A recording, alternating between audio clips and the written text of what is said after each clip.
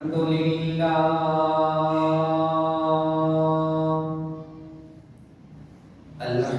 لله رب العالمين والعاقبة للمتقين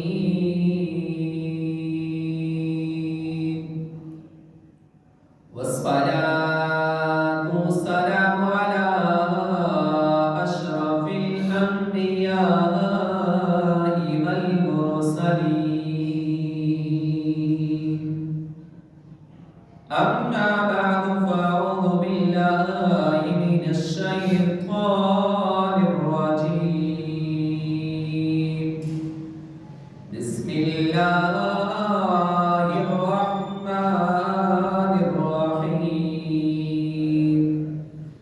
قال الله تبارك وتعالى في القرآن المجيد والفرقان الحميد ثاني اثنين إذ هما في الغار إذ يقول لصاحبه لا تحزن إن الله معنا آمنت بالله صدق الله مولانا العظيم وصدق رسوله النبي الكريم الأمين اللهم نور قلوبنا بالقرآن وزين أخلاقنا بالقرآن وأدخلنا الجنة بالقرآن ونجنا من النار بالقرآن قال الله تبارك وتعالى في شان حبيبه مخبرا وآمرا إن الله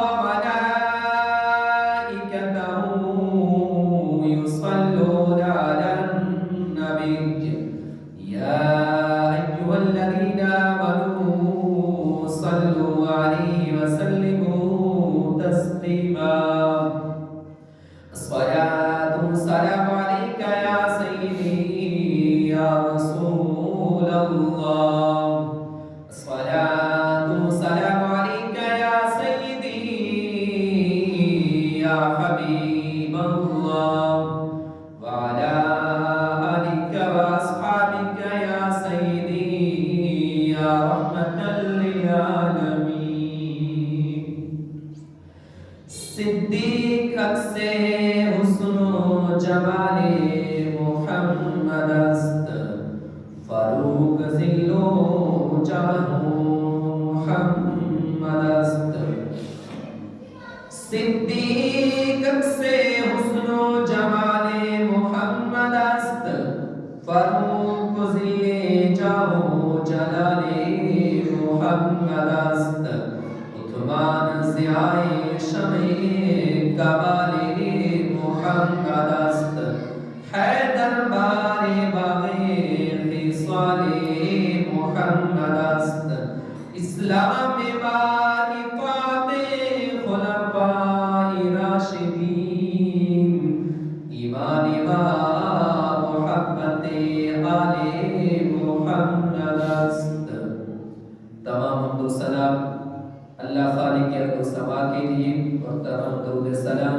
شفیع معظم والی کونین جناب محمد مصطفیٰ صلی اللہ علیہ وآلہ وسلم کی عظیم بارگاہ پیش کرنے کے بعد معزز سامعین کرام آج کے اس مبارک دن میں آپ کے سامنے خلیفہ بلا فاصل سیدنا صدیق اکبر کا عشق رسول پیش کروں گا اس عنوان سے چند معروضات آپ کے سامنے رکھنی ہے جب اللہ خالق ارض و سما نے اپنے پیارے حبیب مکرم صلی اللہ علیہ وآلہ وسلم کو حکم دیا اور آپ نے اپنے صحابہ کرام علیہ رضوان کو اجازت عنایت فرمائی کہ آپ ہجرت کر جائیں۔ تو مختلف صحابہ کرام علیہ رضوان نے چند جگہوں کی طرف ہجرت کرنا شروع کر دی۔ پھر اسی اسنا میں سیدنا صدیق اکبر رضی اللہ تعالی عنہ بھی حضور کی بارگاہ میں حاضر ہوتے ہیں اور عرض کرتے ہیں یا رسول اللہ صلی اللہ علیہ وآلہ وسلم مجھے بھی ہجرت کی اجازت عنایت فرمائیں۔ تو نبی مکرم صلی اللہ علیہ وآلہ وسلم نے ارشاد فرمایا اے ابو بکر آپ ٹھہریے، ان قریب اللہ خالق ارض و سما مجھے بھی ہجرت کرنے کی اجازت عنایت فرمائے گا اور ہم دونوں اکٹھے ہجرت کریں گے۔ جب نبی مکرم صلی اللہ علیہ وآلہ وسلم نے یہ ارشاد فرما دیا تو اس کے بعد سیدنا صدیق اکبر نے تیاری کرنا شروع کر دی۔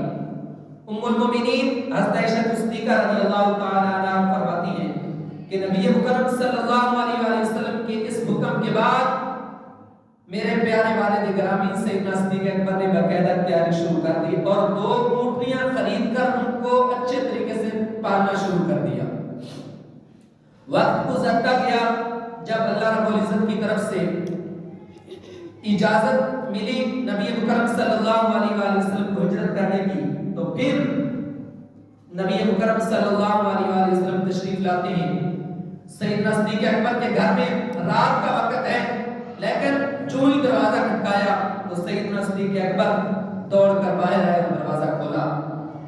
نبی مکرم صلی اللہ علیہ وآلہ وسلم نے فرمایا اے ابو بکر یہ کیا میں دیکھ رہا ہوں کہ رات کے اس وقت میں بھی آپ جاگ رہے ہیں؟ تو سیدنا صدیق اکبر نے جو جملے عرض کیے وہ سننے کے قابل ہیں۔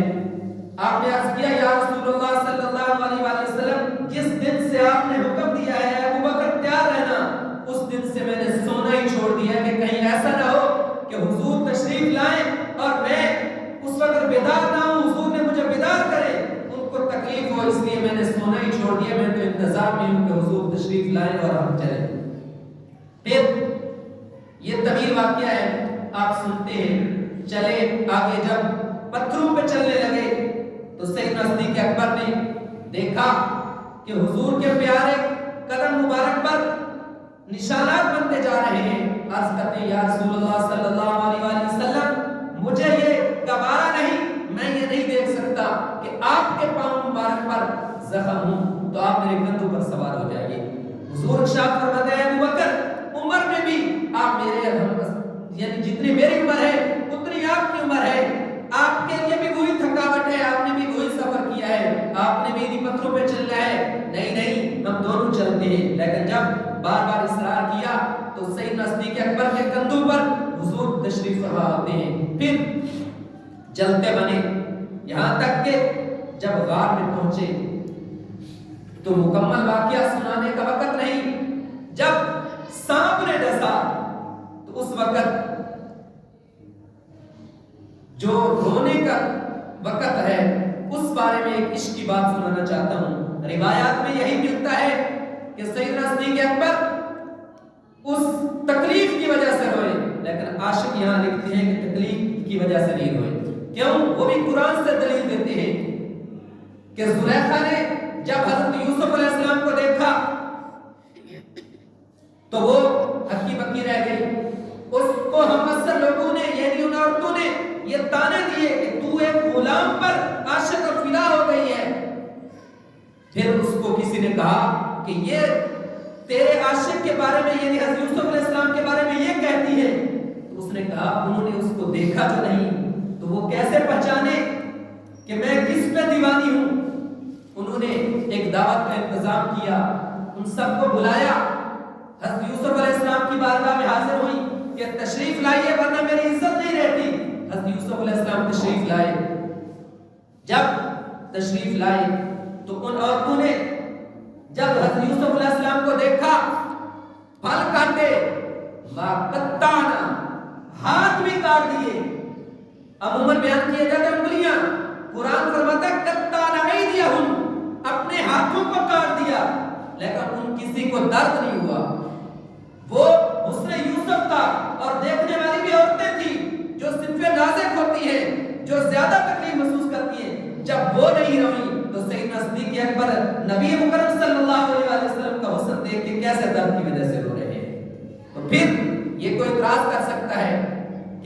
مبارکہ میں آیا، بالکل حدیث مبارکہ میں آیا، لیکن ہر حدیث کو ہم دیکھیں، حدیث کو بھی دیکھنا ہے لیکن قرآن کو بھی دیکھنا ہے۔ اب ایک حدیث مبارکہ ہے بخاری شریف کی کہ راوی بیان کرتے ہیں کہ نبی مکرم صلی اللہ علیہ وآلہ وسلم جب نماز پڑھا رہے تھے تو آپ نے سورۃ فاتحہ پڑھنے کے بعد وَلَضَّالِّينَ آمین اس طرح بلند کہا کہ صحابہ کرام علیہ رضوان نے پیچھے اتنے زور سے کہا کہ یہاں تک کہ مسجد گونج اٹھی۔ اب اگر ہم کیوں نہیں کرتے؟ اگر ایسا کریں تو یہ قرآن کے خلاف ہے۔ قرآن فرماتا ہے یا ایھا الذین آمنوا لا ترفعوا اصواتکم فوق صوت النبی ولا تجهروا له بالقول كجهر بعضکم بعضا ان تحبط اعمالکم وانتم لا تشعرون۔ اے صحابہ اگر تمہاری آواز نبی مکرم صلی اللہ علیہ وسلم سے بلند ہو گئی تو تمہارے اعمال ضائع ہو جائیں گے۔ اب حضور کی آواز سے تو مسجد نہیں گونجی، اور اگر ہم کہیں کہ صحابہ کرام علیہ رضوان کی آواز سے مسجد گونج اٹھی تو یہ قرآن کے خلاف ہے۔ تو لہٰذا راوی اپنی جگہ پہ ٹھیک ہے، لیکن سیدنا صدیق اکبر کا عشق یہ نہیں کہتا کہ آپ درد کی وجہ سے روئے۔ آپ روئے کس وجہ سے روئے؟ آپ اس وجہ سے روئے کہ کہیں ایسا نہ ہو کہ اس سانپ کے ڈسنے کی وجہ سے مجھے موت آ گئی، میں اس دنیا سے چلا گیا تو کیا قبر میں بھی یہ میں مقام دیکھوں گا کہ حضور میری گود میں تشریف فرما ہوں گے؟ آپ اس وجہ سے روئے۔ اور پھر دیکھیے کہ نبی مکرم صلی اللہ علیہ وسلم سیدنا صدیق اکبر سے مخاطب ہوتے ہیں اور پوچھتے ہیں اے صدیق تجھے دنیا میں پسند کیا ہے؟ تیری پسند کی چیز کیا ہے؟ تو آپ کیا فرماتے ہیں؟ آپ فرماتے ہیں النظر الیک وانفاق مالی علیک والجلوس بین یدیک۔ آپ نے تین چیزیں پسند فرمائی۔ آپ نے عرض کیا یا رسول اللہ صلی اللہ علیہ وسلم سب سے پہلے مجھے جو چیز پسند ہے وہ یہ کہ میں آپ کا چہرہ پر دیکھتا رہوں، اور دوسرا فرمایا کہ مال میرا ہو اور تیرے حکم کے مطابق اللہ کی رضا کے لیے خرچ کرتا رہوں، اور تیسرا فرمایا کہ میں آپ کے سامنے بیٹھا رہوں یعنی آپ کے قریب رہوں۔ پھر اللہ خالق ارض و سما نے آپ کی یہ تینوں خواہشات پوری بھی کی۔ ان تینوں خواہشات کو جن کو سیدنا صدیق اکبر چاہتے تھے اللہ رب العزت نے پورا فرمایا۔ دیکھیے جب غار میں حضور صلی اللہ علیہ وسلم سیدنا صدیق اکبر کی گود میں تشریف فرما تھے تو کیا تھا؟ النظر الیک، میں آپ کو ہی دیکھتا رہوں۔ تو اس وقت کوئی اور کو دیکھنے والا نہیں تھا، صرف سیدنا صدیق اکبر تھے جو حضور کو دیکھے جا رہے تھے، دنیا کا اور کوئی کام نہیں تھا، ایک ہی کام تھا کہ حضور کے چہرے انور کی زیارت کر رہے ہیں۔ اور دوسرا خواہش کی کہ میں چاہتا ہوں کہ مال میرا ہو، حکم آپ کا ہو اور رب کی رضا کی خاطر میں خرچ کرتا جاؤں۔ جب مال دینے کی وقت آیا تو حضور نے اعلان فرمایا کہ مال چاہیے کون کتنا دے گا۔ آپ نے روایات سن رکھی ہے، سب نے اپنی استطاعت کے مطابق دیا، لیکن سیدنا صدیق اکبر نے جو دیا اس کا کوئی مقابلہ نہ کر سکا۔ سیدنا عمر بن خطاب آدھا مال لے آئے، سب آ گئے، اب انتظار کس کا ہے؟ سیدنا صدیق اکبر کا ہے۔ سیدنا صدیق اکبر کا انتظار ہو رہا ہے کہ وہ تشریف لائیں۔ جب سیدنا صدیق اکبر آئے، سارے آئے، کسی سے حضور نے یہ نہیں پوچھا کیا لائے ہو، کتنا چھوڑ کے آئے ہو۔ سیدنا عمر بن خطاب نے فرمایا آدھا لایا ہوں۔ جب سیدنا صدیق اکبر آئے تو پوچھا اتنا لیٹ کیوں آئے ہو؟ عرض کیا یا رسول اللہ صلی اللہ علیہ وسلم دیواروں پر ہاتھ مار رہا تھا، کہیں ایسا نہ ہو کہ کوئی سوئی رہ جائے اور آپ کی بارگاہ میں پیش نہ کر سکے۔ آپ کی یہ دعا بھی اللہ رب العزت نے قبول فرمائی، یہ جو آپ کی خواہش تھی اس کو رب نے پورا فرمایا۔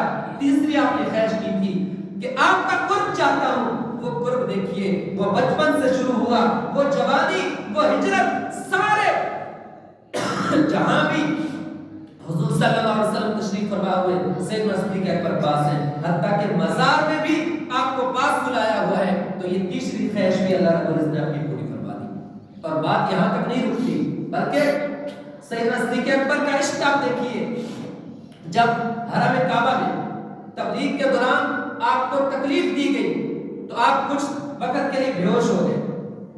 جب ہوش میں آئے تو سب سے پہلے کیا پوچھتے ہیں؟ میرے حضور کا کیا حال ہے، نبی مکرم صلی اللہ علیہ وسلم کا کیا حال ہے؟ صحابہ نے عرض کیا کہ اے سیدنا صدیق اکبر وہ بالکل ٹھیک ہیں، اپنے گھر میں تشریف فرمائے. تو سیدنا صدیق اکبر نے جو الفاظ سنائے، جو الفاظ بولے، وہ سننے کے قابل ہے. آپ نے فرمایا خدا کی قسم میں تب تک نہ کچھ کھاؤں گا نہ پیوں گا جب تک حضور کی زیارت نہ کروں. یہ ہے سیدنا صدیق اکبر کا عشق رسول. پھر اسی لیے نہیں حضور نے فرمایا کہ دنیا میں جس نے میرے ساتھ جو احسان کیا، جو کچھ کیا، میں نے سب کا بدلہ چکا دیا، سب کا اس کو نعم البدل عطا کر دیا. صرف سیدنا صدیق اکبر وہ ہستی ہیں کہ جن کا بدلہ میں نے نہیں دیا بلکہ اللہ رب العزت قیامت والے دن عطا فرمائے گا. یہ ہے صدیق اکبر کا عشق رسول جس کی وجہ سے حضور یہ فرما رہے ہیں. اور میں پڑھ رہا تھا کہ علماء کرام نے لکھا ہے کہ نبی مکرم صلی اللہ علیہ وسلم کے بعد سب سے زیادہ آیات بینات سیدنا صدیق اکبر کی شان میں نازل ہوئی ہے. یہ سارا کیا ہے؟ یہ عشق رسول ہی ہے سیدنا صدیق اکبر کا کہ اپنا جان، اپنے مال، اپنا گھر سب کچھ حضور کی بارگاہ میں پیش کر دیا ہے. جس وقت حضور نے جو کچھ فرمایا سیدنا صدیق اکبر سب سے اول نظر آتے ہیں. اللہ خالق کی رحمت و سما ہمیں بھی یہ عشق رسول